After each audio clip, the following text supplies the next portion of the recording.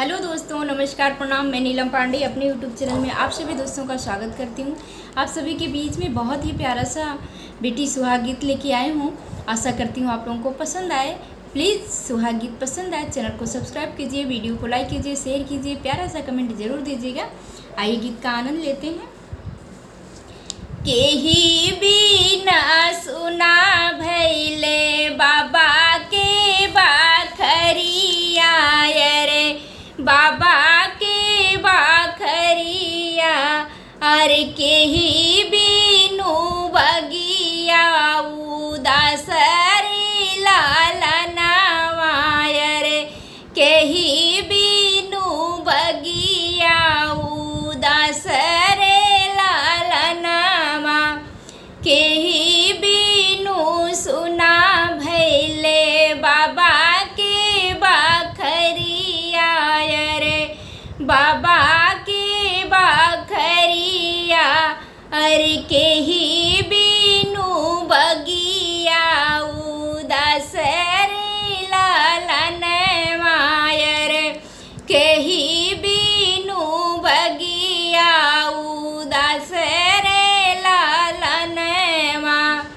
बेटी बिनु सुना भैले बाबा के बाखरिया रे, बाबा के बाखरिया अरे कोयल बिनु बगिया उदास रे लालनवा, अरे कोयल बिनु बगिया उदास रे लालनवा, रोई रोई मैया जे बाबा से आरज करे रे, बाबा से आरज करे, रोई रोई मैया जी बाबा से आरज करे, अरे बाबा से आरज करे, अरे कब आई है बेटी हमारे रे लालनवा, अरे कब आई है बेटी हमारे रे लालनवा, लगई दे तू मोरी धाना सामान माहिनवा रे, सामान माहिनवा